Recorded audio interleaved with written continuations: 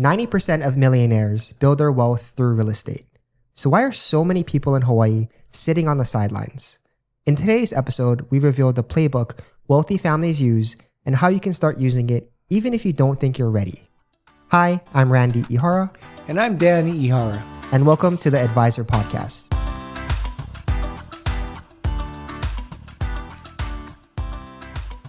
We are real estate wealth advisors in Hawaii, and in today's episode, we're exposing the biggest myths holding Hawaii families back from building wealth, and why waiting is the most expensive decision you can make. We'll walk you through proven strategies, real success stories, and how everyday people are using real estate to change their financial future. Joining us today is Jarrett Kitaoka, one of the top agents on the Ihara team.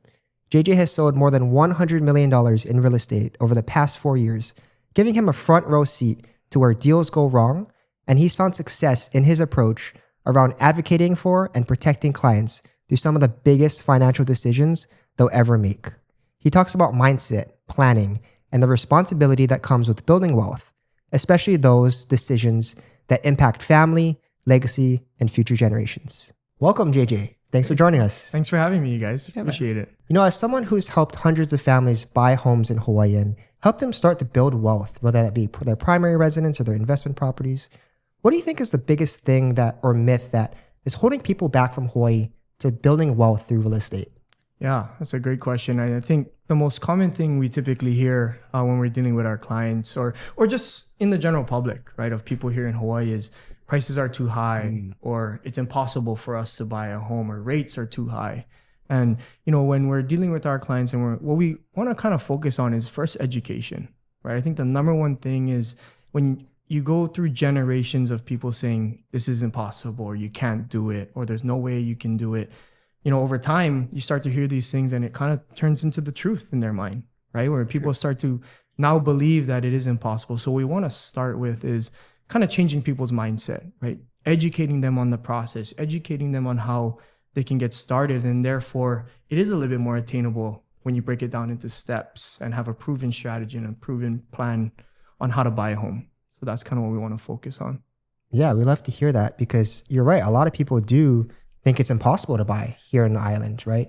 Local families growing up, they think they have to move to Vegas or the mainland where, you know, living expenses are cheaper. But it's awesome to see, you know, people that show them, here's a path that you can actually get there, right? Here's the step-by-step breakdown of it actually is attainable if you break it down, right? I hear you talk about rates, you know, and the rates are too high. You know, what do you say to those people that they just think rates are too high to purchase anything? Yeah, that's the most common conversation we've been having over the past few years, right? Or, you know, rates are higher now, but when you really look at it and take a step back and look at it in a, you know, historical average over the past 50 years, the average is actually 7.7%. Yeah, that's right. Today we're kind of around 6%, right? It's fluctuating around that. And, you know, what we always like to, I mean, we bring this up when we meet with a lot of our clients is in the 1980s, interest rates were at 18%. Yeah, that's right. People still bought homes. Yep. And till this day, I don't think if we were to go and speak to anyone that bought a home in the 80s and said, you know, do you wish you never bought because the rates were at 18%? Every single one of them say no. They have no doubts. That's kind of what we like to talk about, right? Rates can fluctuate. We like to use the term, you know, marry the home and date the rate. Yeah. If you can get the home that you really desire and it's within your budget and you can afford it, and it's actually date the rate and marry the home. You see, you date before you marry. You're right. Yeah. So, but yeah, good point. Yeah, because you know you can always change that, right? Yeah. So you can always refinance when rates come down, but you can never go back in time and get that home for the same price. Yeah, it is. And I think another thing too is what do you think is going to happen when rates come down? Right, we experienced that during COVID where rates got down below 3% and it was a frenzy. We saw a huge jump in the median sales price for homes. So there is a trade-off there, right? I mean, it's all about creating a plan and a strategy and having the right people guide you in that situation. And you think about it, when the rates go down, is that a good thing? Well, yeah, it's absolutely a good thing for the buyers, right?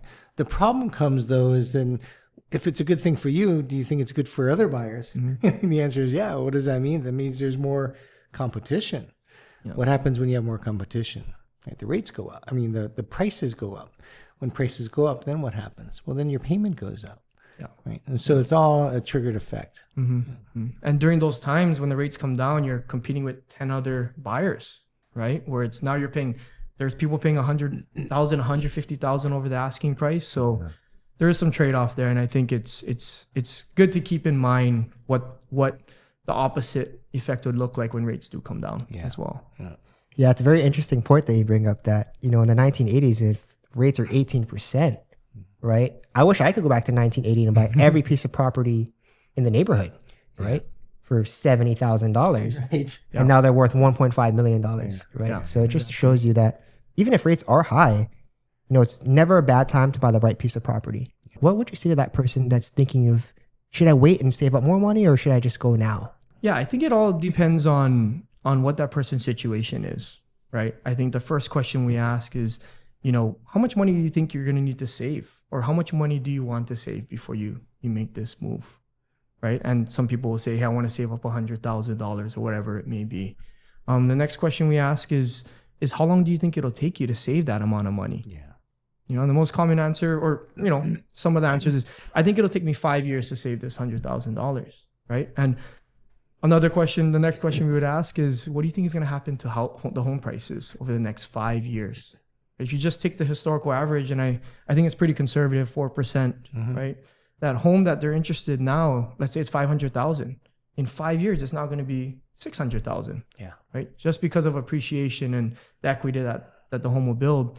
So you're spending this 5 years to save up $100,000. You may end up finding yourself in the same position as you were today, having to pay more. So what do you think people should do instead? I think it all depends. I think it's where are you putting your money, right? If you're putting it in a savings account, getting you 0.001%, then I don't know how feasible or smart that is, right? Because you're not even keeping up with the rate of inflation, right? But I think the number one thing is, we always like to use the term, it's not about trying to time the market perfectly. It's time in the market is what creates generational wealth and builds wealth over time. So, getting your foot in the door, even if it's not your perfect home, even if it's not your dream home, a lot of the clients that we deal with that have a lot of wealth in real estate, they started with that $400,000 condo, right? And they built their portfolio and they saved money, and they actually used the equity that they built while they were sleeping. Yeah. Right. That scenario of they bought their homes in 1980 for $70,000 and now it's worth $1,050,000. They didn't save that. They didn't save that over time, right? They're making that through appreciation and equity. Yeah, it's just amazing to see the appreciation that we've seen here in Hawaii, right? Where there's so many people sitting at home that don't realize that they're a millionaire, but they have a house that's worth $1 million, right? I think when you think about someone that's listening that is debating about, should they rent, should they buy, how would you help them make that decision so it's best for them and their family? Yeah, no, that's a really great question. I think that's one of the most common ones we get, right? Because people say, hey, I rather rent because it's a little cheaper, or I want to, buying a home and paying a mortgage a lot of that payment is going towards the interest rate in the first half or 3/4 of the loan period, right? Those 30 years. But if you really think about it and break it down, if you're renting, you're paying actually 100% of interest. Yeah. Right? You're not getting any equity back, right? Of course, it could be cheaper now, but another great benefit of having a mortgage or a 30-year fixed mortgage is that mortgage payment stays the same over the next 30 years, right? If you're renting, rents can go up depending on, what's happening in the economy and things like that. So when it comes to rent versus buy, there are certain things or those conversations that we have. We also we have a rent versus buy chart that we find really, really valuable, where we talk to our clients about. And, just to break it down, it's a chart where it shows one person that rents for 30 years versus the person that buys, right? And that person that rents over 30 years, at the end of 30 years, they have zero equity, but they've spent hundreds of thousands of dollars in rent. Or the person on the right, yes, they sacrificed, they saved a little bit of money, maybe got some help from a family member for down payment. And at that same, let's just say it's $2,200 a month in rent, over 30 years, that $500,000 asset is now worth $1.6 million. So it kind of shows the power of appreciation over time. Yeah, the principle of compounding, right? Yeah, money is built over time, not overnight. And that's the mindset shift that we're hoping that the younger generations grasp a hold of, right? It's just over time in the market, right? Yeah. And to touch on what you just mentioned is, you know, we're not sitting here saying that it's going to be easy or it's going to be a piece of cake to buy a property, right? But if you take the right steps and you sacrifice, you know, and save money instead of going out. I think the most common thing with a lot of our generation is we like the shiny things. We like to spend our money and you know, just kind of shifting that mindset. We're not saying not to enjoy life, but, you know, put aside some money, make sure that you're investing in the right things, and it can really go a long way because the power of compounding. Yeah. I mean, basically, you have a choice in the matter, right? When money comes in, you have a choice to spend it or invest it. And so your question to yourself is, what's better for you? And most people take the short-term benefits of, I want to spend it now and enjoy it now versus invest it into the future. You know, the most wealthiest people on the planet, you know, Warren Buffett, he made most of his money after the age of 50. Right? So it's just think of it that way. It's gonna take a little bit of time, but, you know, when's the best time to plant a tree? 20 years ago. Yeah. When's the next best time? Now. And going back to the rent versus buy chart, I think it's really cool to see that those two people are saying this, paying the same monthly payment, right? Except one person, all of that payment is going to nothing. The other person, that's going to building their equity, right? Building the long-term appreciation for them. Yeah. And that's how people are really building wealth here in Hawaii, right? Mm-hmm. Where a lot of people here, you know, maybe they're not cash rich, right? Maybe they are on Social Security or whatnot, but they have an asset worth $1 million, right? And that's what shocks a lot of people, where they are a millionaire, they just don't know it, right? Mm-hmm. So going to the people that, you know, they want to get started, but they don't know how to. You know, what would you say to those people? How do people get started in building that wealth? Yeah. I think, you know, what we like to focus on and what we put first and foremost is we want to educate our clients, right? And we pride ourselves on, you know, making sure that whoever we help, their best interest is looked for and looked out for at, you know, and the way that looks is we like to make sure that they're educated on the buying process. What does that home buying process look like?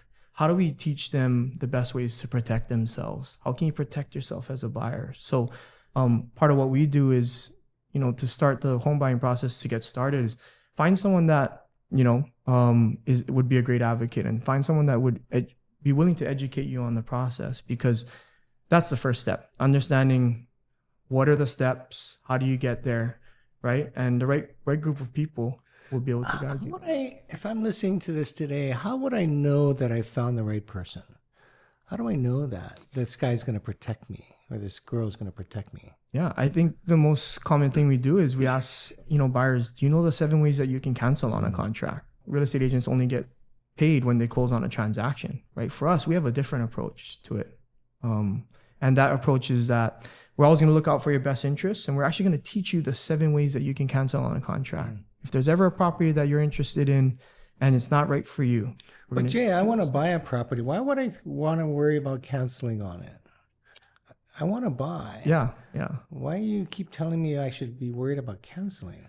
Well, the reason why is because there's a lot of unknown things that happen throughout the buying process, right? And, you know, you find a lot out during the home inspection. There's a termite inspection. There's association and condo documents, right? Survey, you know, and all these different contingencies that you'll go throughout the buying process. And it's important to have the right person in your corner, making sure that you're taking the proper steps to do your due diligence on the property. Makes sense. And the last thing we also want is, you don't want to purchase a property and then a year or two from now, you find out that there's this big issue that we could have found out by doing the right correct due diligence. And now you're stuck with maybe not being able to resell the property, or stuck getting fines and things like that, holding you back from building wealth. Yeah, you never want a client saying, I wish I knew this before I bought it, right? Yeah. That won't happen on our watch, I guess. Yeah, so we actually give a buyer's class where we go over these things that you mentioned, right? You know, how to protect yourself during the buying process, you know, what to look out for, what are the different items that you need to be aware of before purchasing. Now, what are the different offer strategies, you know, especially when you're running an offer and there's, you know, 4 other buyers, you know, what's the different strategies that we can go about so that you can actually win your dream home?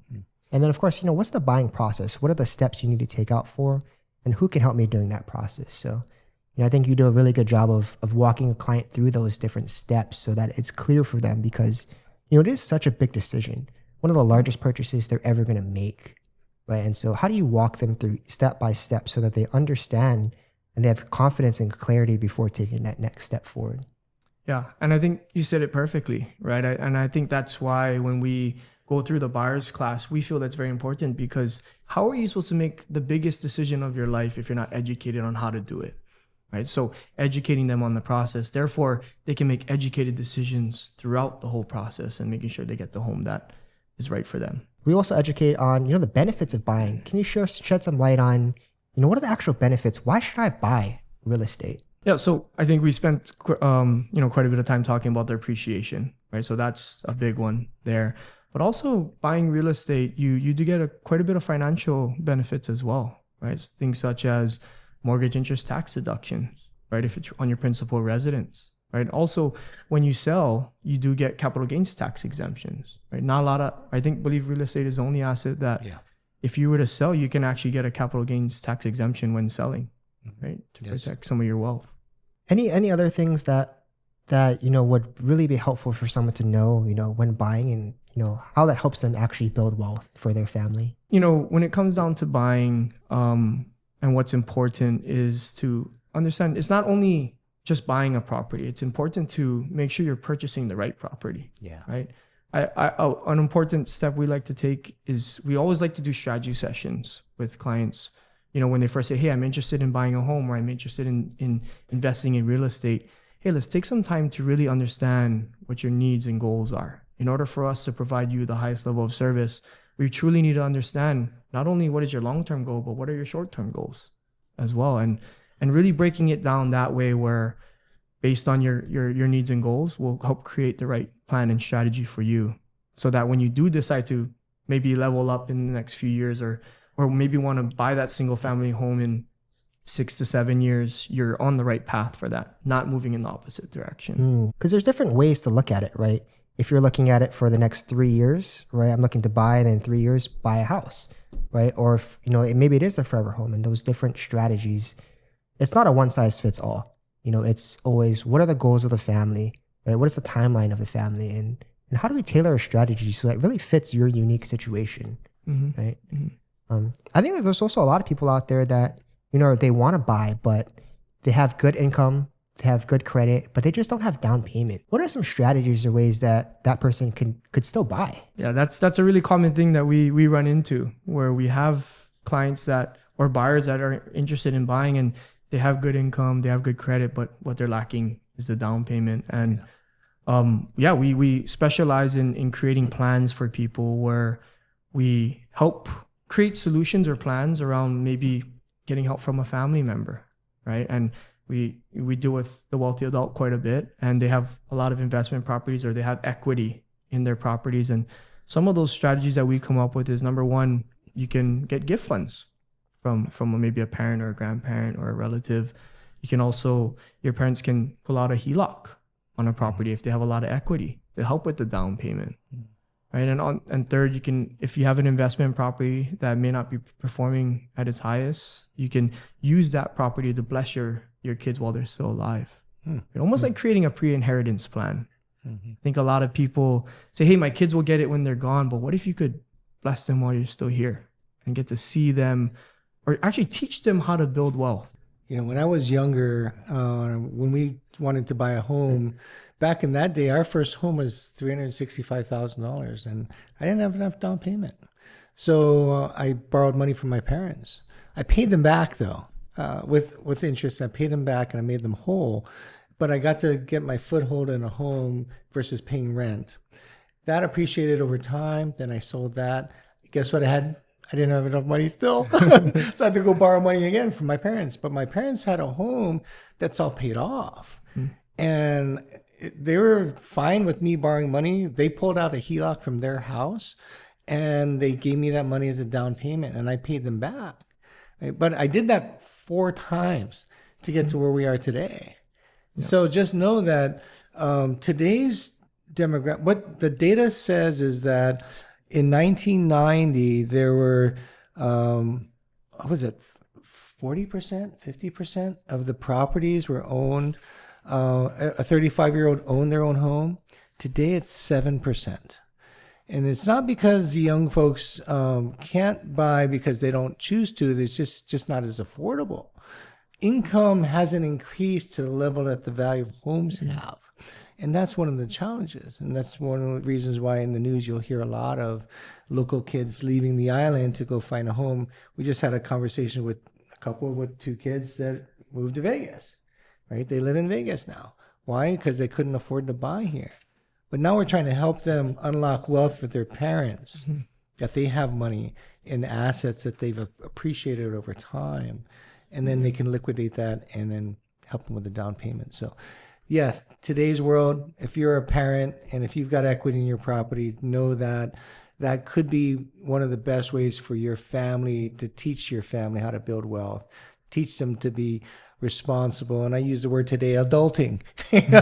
Learn how to get to that level where you can start really investing in your own future and building wealth on the back of real estate. Yeah, no, that's well said. And I think that's one of the things we like to make sure that we're trying to change, right? We talked about mindset in the beginning, and it's not that people don't want to do it. It's maybe they just don't know, right? And until you really sit down with the right people and have the knowledge to be able to walk you through these strategies, then you don't really know what you can unlock. And that's what we try to help people do.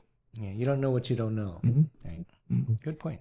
Could you maybe share, a story or two where you've helped a family walk through this process? How, maybe the grandma or the mom were able to help the kids or the grandkids, start building wealth and buying their first property? Yeah. So we got a couple scenarios, but yeah, one of them, our client, she's a nurse at Queen's Hospital, right? Again, good income, right? But she's only been working for 3 years, so she lacks maybe some of the down payment, right?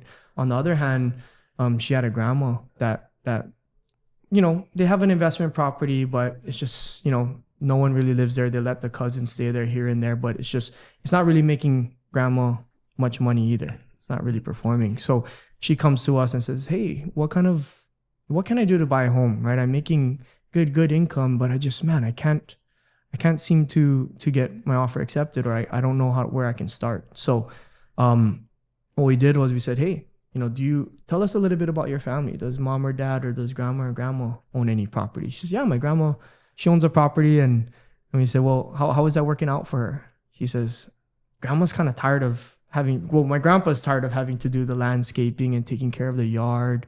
And, grandma's mentioning that it's not really doing much for her, right? So what we did was, hey, let's sit down. Maybe let's get mom, dad, and grandma and grandpa all in the same room, and let's have a conversation around maybe them helping you start to build wealth or helping you along this journey.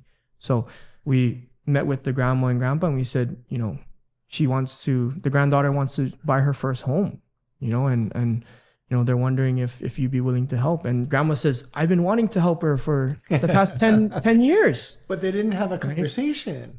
Right? The desire is there, but our goal is to create opportunities for that conversation. And that one conversation that you had changed her life. Yeah. And she said, I always wanted to help her, but I just didn't know how. And what we did was we helped grandma sell this underperforming asset that wasn't doing too much for her. And she actually blessed the granddaughter and seeded her the down payment to buy, a new luxury condo in Ward Village, right? And it brought so much joy to not only the granddaughter, but to the grandma as well.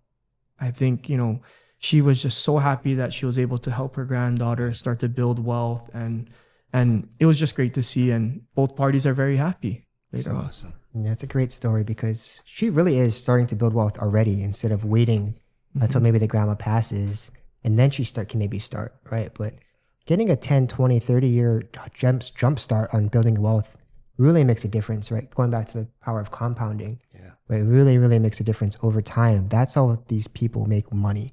It's not overnight, it's over time, right? Any other stories that, really touched your heart and seeing these families being able to do great things that they didn't even know was possible? Yeah.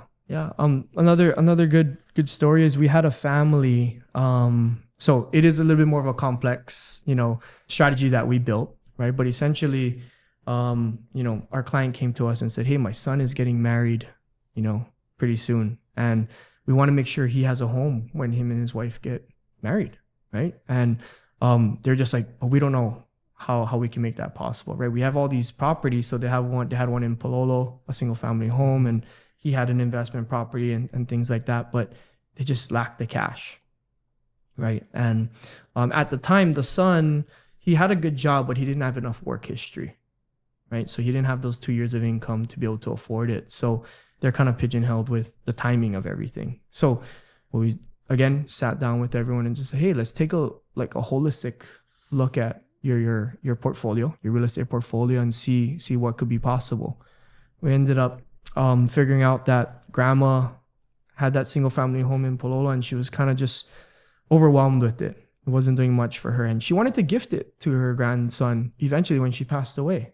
But the grandson needed a home now, right? And she didn't think that was possible. So we walked her through what it would look like if she did a 1031 exchange with that single family home, and she was able to buy the grandson, or she bought another investment property for the grandson. But the beauty of it is the grandson didn't want to live in Palolo, right? I think that's a misconception a lot of us have, or a lot of people have, is I'm going to give this property to my kids because they want it, right? And is it that the kids want that specific property, or do they want the wealth that comes, or the money that comes with that property? The question is, did you even ask your kids if they right? So going back to that scenario, is the grandson, him and his wife, or him and his fiance at the time, their life was in Mililani. It wasn't in Palolo, right? So what ended up happening is we helped them relocate that asset.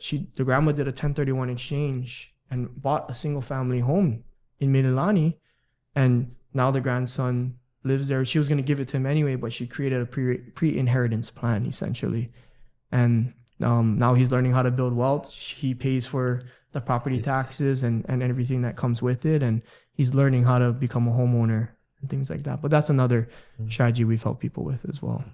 I hear you mention the phrase pre-inheritance plan.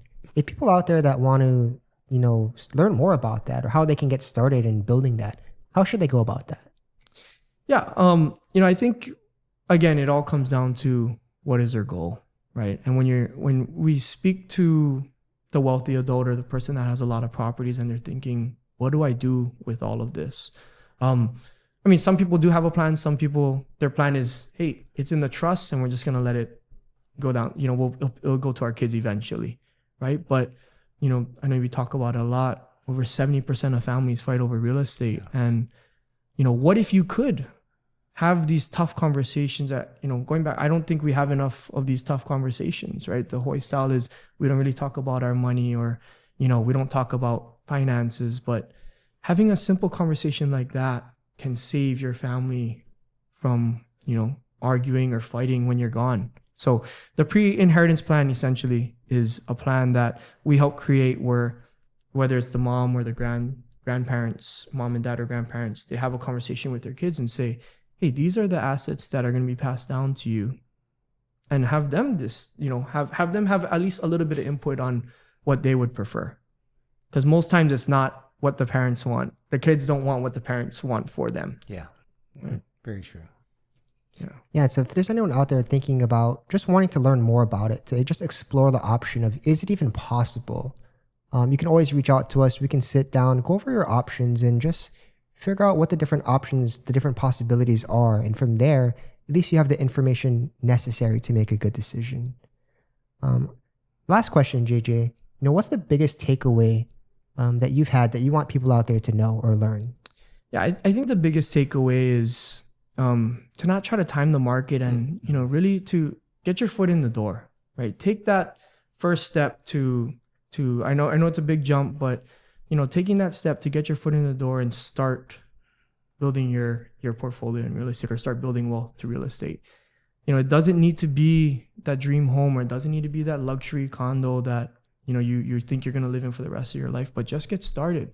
Whether that's a $300,000-$400,000 condo or townhouse, right? Because you want to be able to get your foot in the door and have an asset that's going to move with the market, right? No matter what happens at the housing market, if you become a homeowner and you get your foot in the door, a lot of our clients are very happy now with the people that got started from the beginning.